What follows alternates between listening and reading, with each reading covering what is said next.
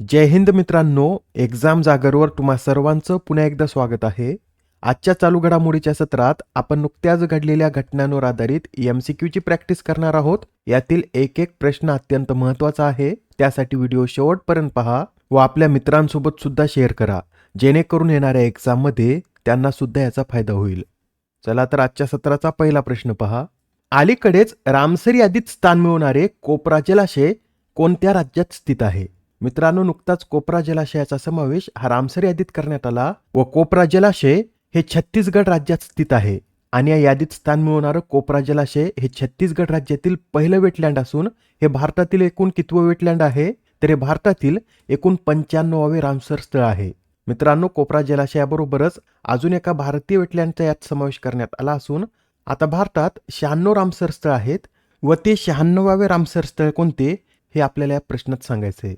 या प्रश्नाचं उत्तर आहे पर्याय क्रमांक 4, म्हणजेच भारतातील 96व्या क्रमांकाचं रामसर स्थळ हे सिलीसर झील आहे. व सिलीसर झील ही कोणत्या राज्यात आहे असं जर विचारलं तर राजस्थान या राज्यात हे स्थित असून राजस्थानमधील अलवर जिल्ह्यात हे तलाव असून हे आता भारतातील 96व्या क्रमांकाचं रामसर स्थळ ठरलं आहे. बरं, या तलावाची निर्मिती कोणी केली? तर अलवर शहराला पाणी पुरवठा करण्याच्या उद्देशाने 1845 मध्ये महाराजा विनय सिंह यांनी या तलावाची निर्मिती केली आहे. आणि हे राजस्थानमधील एकूण कितवं रामसर स्थळ आहे? तर हे राजस्थानमधील 5व्या क्रमांकाचं रामसर स्थळ आहे. लक्षात ठेवा, राजस्थानमधील 5वं तर हे भारतातील एकूण 96व्या क्रमांकाचं रामसर स्थळ आहे. अलीकडेच आपण पाहिलं होतं की बिहारमधील गोगाबिल तलाव, उदयपूर तलाव व गोकुळ जलाशयाचा समावेश सुद्धा रामसर यादीत करण्यात आला आहे.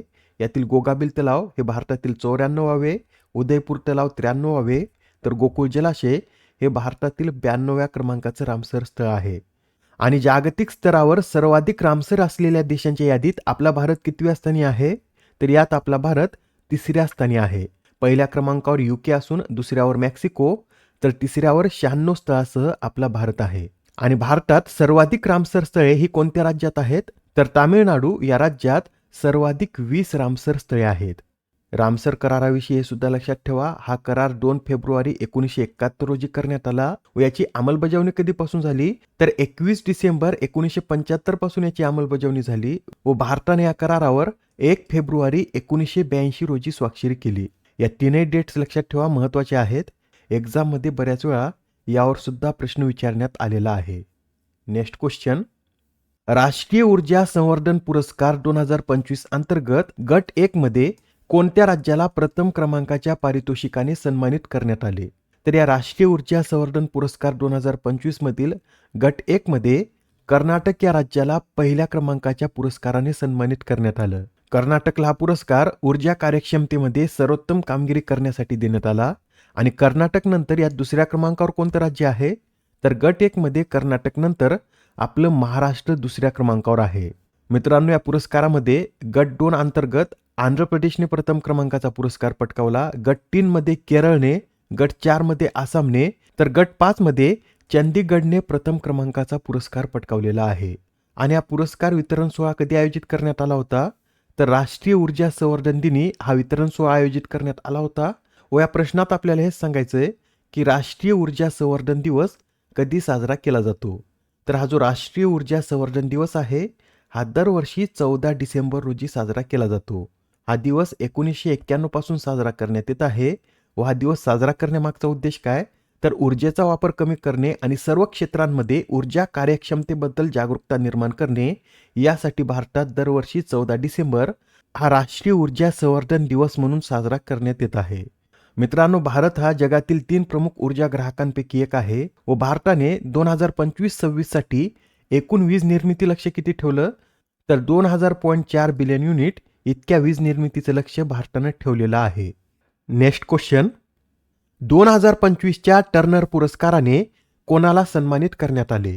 या प्रश्नाचं उत्तर आहे पर्याय क्रमांक 3, म्हणजेच नैना कालू यांना 2025च्या टर्नर पुरस्काराने सन्मानित करण्यात आलं. त्यांना पुरस्कार त्यांच्या धाडशी आणि आकर्षक शिल्पे व रेखांकनासाठी देण्यात आला व हा पुरस्कार UK द्वारे देण्यात येतो. आणि या पुरस्कारात विजेत्याला किती रोख रक्कम देण्यात येते? तर 25,000 पाऊंड इतकी रोख रक्कम विजेत्याला देण्यात येते. याआधी आपण पाहिलं होतं की गोल्डन ग्लोब्स होरायझन पुरस्काराने आलिया भट यांना सन्मानित करण्यात आलं. Global humanitarian award Anant Ambani व हा पुरस्कार मिळवणारे अनंत अंबानी आशियातील पहिलेच व्यक्ती आहेत. PETA India person of the year पुरस्काराने रवीना टंडन. पहिला आर के लक्ष्मण उत्कृष्टता पुरस्कार Aamir Khan. Indian of the year 2025 Jay Shah. Tansen पुरस्कार पंडित राजा काळे. बुकर पुरस्कार डेव्हिड स्लाजे. तर जागतिक शांतता आणि सुरक्षा नेतृत्व पुरस्कार 2025ने श्री श्री रविशंकर यांना सन्मानित करण्यात आलेला आहे. आता हा प्रश्न पहा काय म्हणतो. कृत्रिम बुद्धिमत्ता क्षेत्रात जगातील तिसरा सर्वात स्पर्धात्मक देश कोणता आहे? तर AI क्षेत्रात जगातील तिसरा सर्वात स्पर्धात्मक देश हा आपला भारत ठरला आहे. या यादीत पहिल्या क्रमांकावर कोणता देश आहे? तर या यादीत 78.6 गुणासह अमेरिका पहिल्या स्थानावर आहे. तर चीन 36.95 गुणासह दुसऱ्या क्रमांकावर आहे. व या अहवालामध्ये आपल्या भारताने 21.59 गुण मिळवत तिसरा क्रमांक पटकावला आहे. लक्षात ठेवा, महत्त्वाचा प्रश्न आहे. कृत्रिम बुद्धिमत्ता क्षेत्रात भारत हा तिसरा सर्वात स्पर्धात्मक देश आहे. Next question. अलीकडेच कोणते राज्य हे नक्षलवाद मुक्त राज्य म्हणून घोषित करण्यात आले?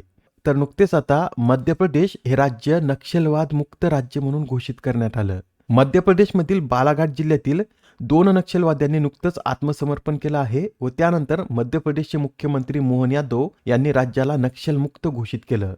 मित्रांनो, केंद्र सरकार 2026 पर्यंत नक्षलवाद्याचे उच्चाटन करण्यासाठी राष्ट्रीय मोहीम राबवत आहे व याचाच परिणाम म्हणून मध्य प्रदेश आता नक्षलवाद मुक्त झाला आहे.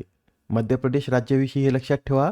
मध्य प्रदेश राज्याचे राज्यपाल मंगूबाई पटेल तर मुख्यमंत्री मोहन यादव हे आहेत.